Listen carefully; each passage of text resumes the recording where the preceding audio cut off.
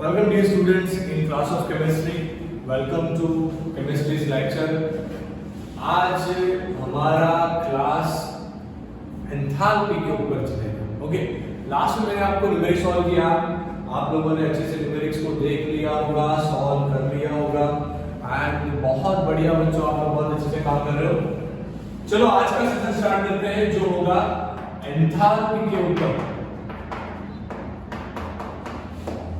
आज मैं आपको पढ़ाऊंगा बच्चों रिएक्शन एंथैल्पी.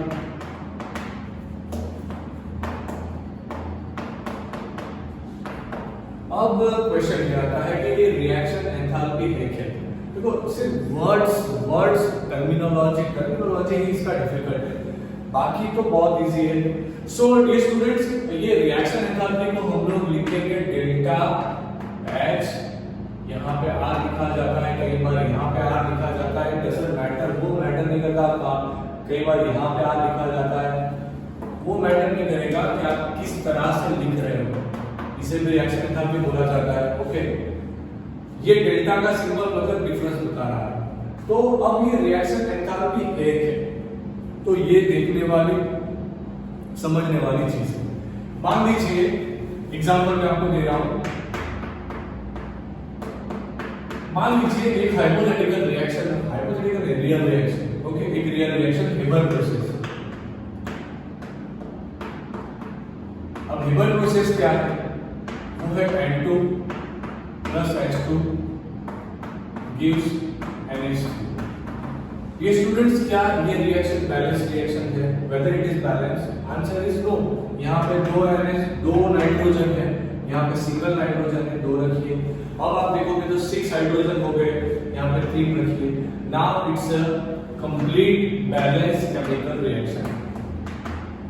अब our reaction is balance chemical reaction.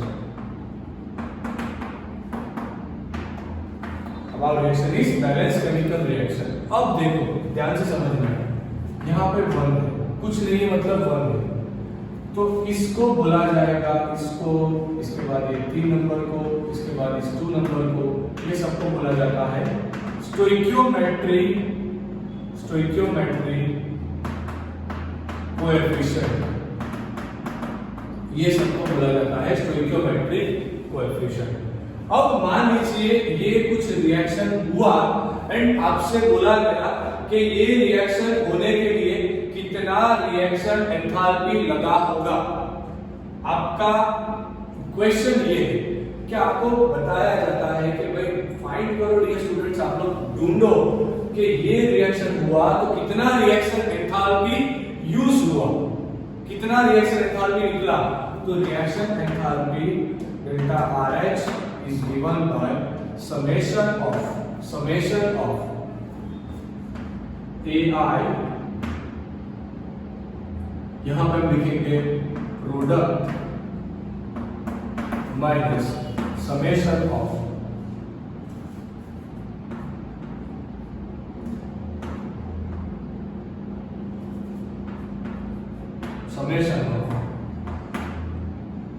AI reactant.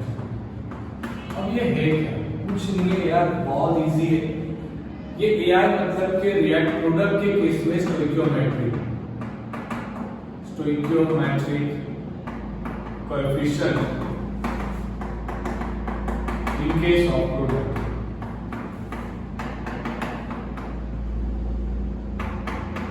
And ये वाला AI, इसे AI2 लिखो, ये होगा stoichiometric coefficient in case of reactant. जो बच्चे रेगुलर सेशन देखते हैं, जो बच्चे रेगुलर से तैयारी करते हैं, उसे कभी भी एग्जाम में या फिर नेक्स्ट ईयर ट्वेल्थ में कोई दिक्कत नहीं आएगी. और बहुत सारे स्टूडेंट्स ऐसे होते हैं जो रेगुलर से प्रैक्टिस नहीं करते. अगर ये सारी चीजों को रेगुलर से प्रैक्टिस नहीं किया तो भूल जाओ, आपको थर्मोडायनामिक्स आएगा. ओके, ये पहले तो ये समझ लिया. अब देखो आप कैसे लिखोगे प्रोडक्ट का एंथैल्पी. यहां लिखेंगे रिएक्टेंट का एंथैल्पी. बस बात खत्म. ये स्टूडेंट्स बहुत आसान है. यहां पर लिखेंगे enthalpy of H of enthalpy of delta H of NH3, इसको मल्टीप्लाई करेंगे, डेल्टा H of NH3 इसको मल्टीप्लाई करेंगे 2 से, minus delta H of nitrogen इसको मल्टीप्लाई करेंगे 1 से, plus delta H of hydrogen इसको मल्टीप्लाई करेंगे 3 से। ओके, तो ये आया रिएक्शन एंथैल्पी, ये आया रिएक्शन एंथैल्पी। बस इस तरह से आप फाइंड कर सकते हो, बहुत इजी है। अब छोटी चीज है पर बहुत इंपॉर्टेंट है, हर वक्त आपको थर्मोडायनामिक्स में ये चीज काम में आएगी, तो ध्यान रखना। प्रोसेस विच आर एक्सोथर्मिक, ऐसी प्रोसेस जो एक्सोथर्मिक होगी। एक्सोथर्मिक प्रोसेस मतलब कि वैसी प्रोसेस जहां पे एनर्जी निकलेगी, एनर्जी रिलीज, उस केस में आप ध्यान से देखो। आप अगर एक्सोथर्मिक के केस में delta H R reaction enthalpy निकालना चाहोगे तो प्रोडक्ट का एंथैल्पी फाइनल देखो, रिएक्टेंट का एंथैल्पी ज्यादा होगा, प्रोडक्ट का एंथैल्पी कम होगा। H of product minus H of reactant हम लोग जनरली लिखते हैं। ओके, H ऑफ प्रोडक्ट मतलब प्रोडक्ट का एंथैल्पी, प्रोडक्ट्स एंथैल्पी, इसका मतलब हुआ reactant enthalpy.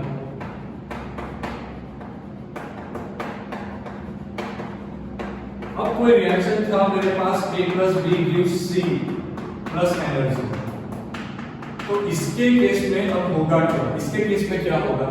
A and B का एनर्जी ज्यादा होगा, A एंड B का एंथैल्पी ज्यादा होगा, मतलब ये चीज बड़ी है। इसका एनर्जी कम होगा तभी तो ये एनर्जी बाहर निकला, इसका कम होगा तभी तो बाहर निकला।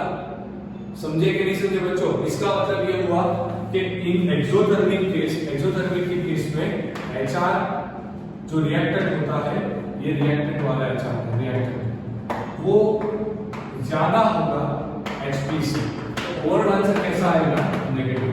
तो ये चीज सबसे इंपॉर्टेंट रिजल्ट है एक्सोथर्मिक प्रोसेस के लिए, एंथैल्पी का चेंज नेगेटिव होता है।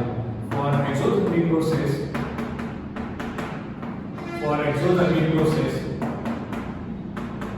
change in enthalpy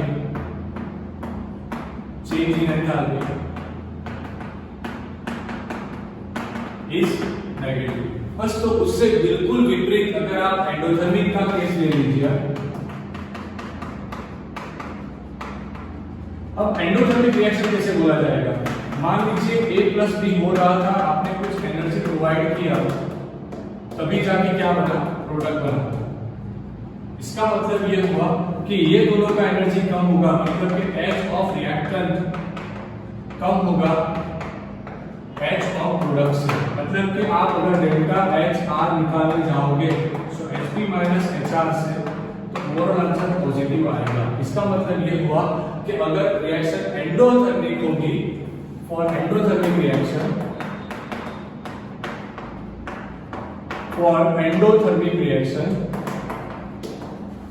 change in enthalpy is positive। For endothermic reaction change in enthalpy is positive। Reaction enthalpy भी बोल सकते हो। अब कई बार आपको ऐसा कुछ देखने को मिलेगा, हाँ ये स्क्वायर में, और कई बार आपको बच्चों स्टैंडर्ड रिएक्शन एंथैल्पी ऐसा वर्ड सुनने को मिलेगा, देखने को मिलेगा, स्टैंडर्ड रिएक्शन एंथैल्पी। तो ये क्या चीज है? स्टैंडर्ड रिएक्शन एंथैल्पी क्या चीज है? क्लियर? अपर स्क्रिप्ट में आपको सिर्फ ये एक छोटा सा चीज ऐड करना है। क्लियर? इसे बोला जाता है स्टैंडर्ड रिएक्शन एंथैल्पी। ओके, ये सब आपने अपर स्क्रिप्ट ऐड कर दिया तो उसे बोला जाएगा standard reaction enthalpy. Standard reaction enthalpy generally क्या होता है? Reaction enthalpy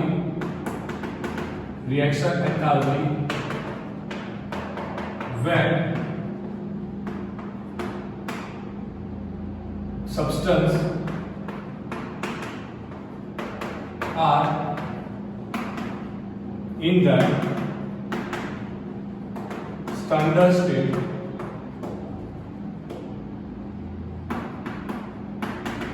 at 1 bar pressure।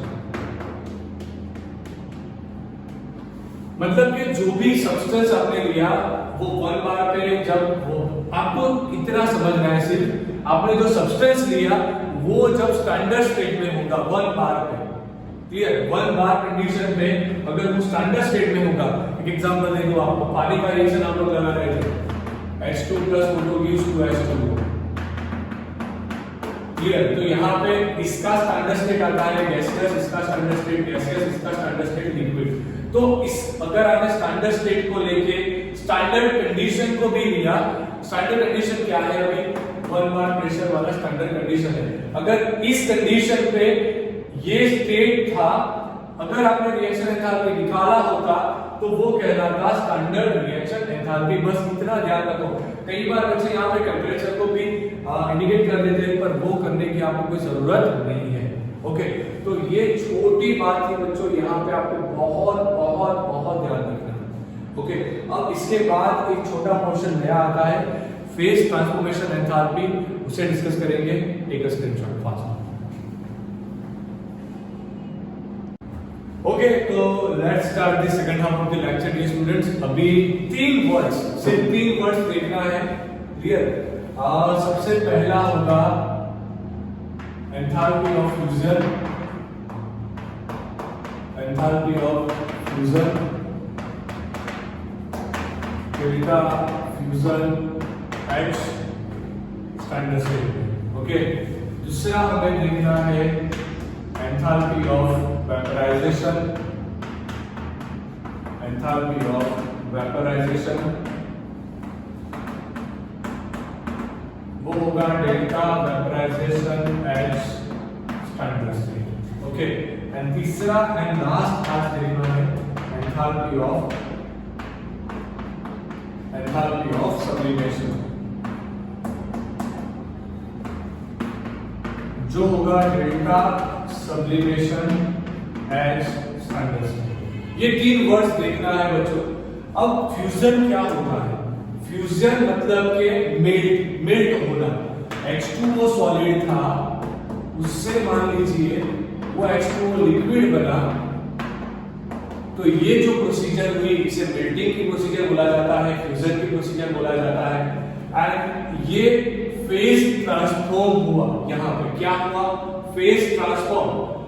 अगर आप H2O को लो, आइस क्यूब ले लिया, आइस क्यूब को 0 डिग्री सेल्सियस पे लिया, तो आप 0 डिग्री सेल्सियस का पानी भी बना सकते हो बच्चों।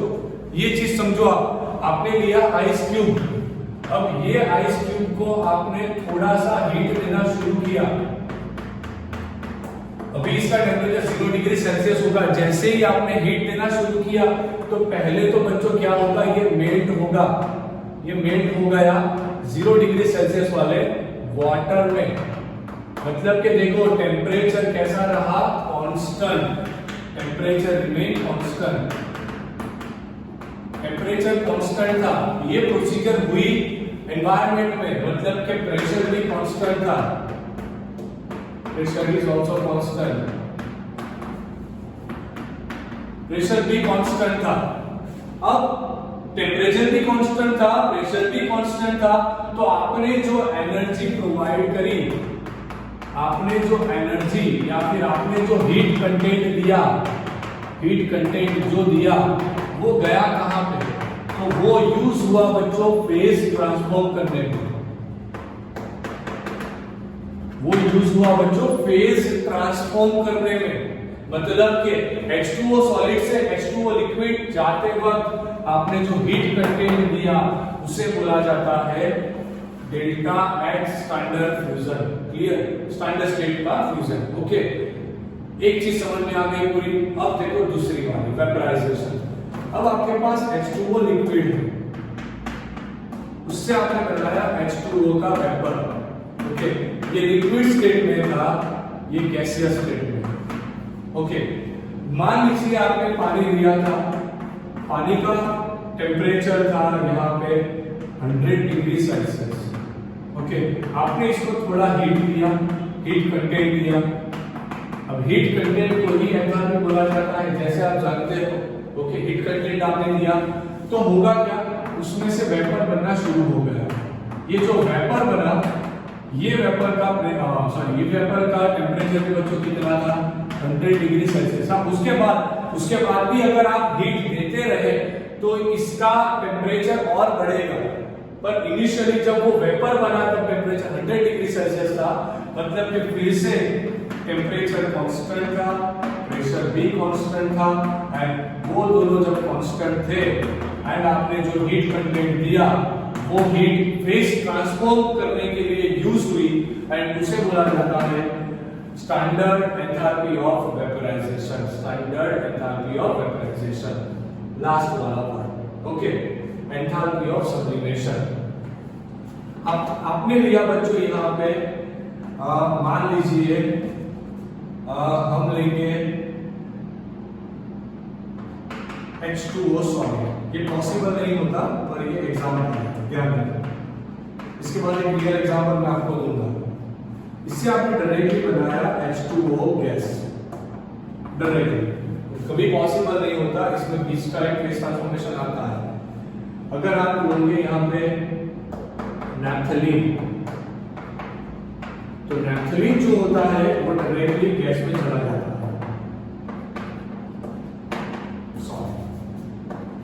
डायरेक्टली नैप्थलीन गैस में कन्वर्ट हो जाता है। तो सॉलिड टू गैस,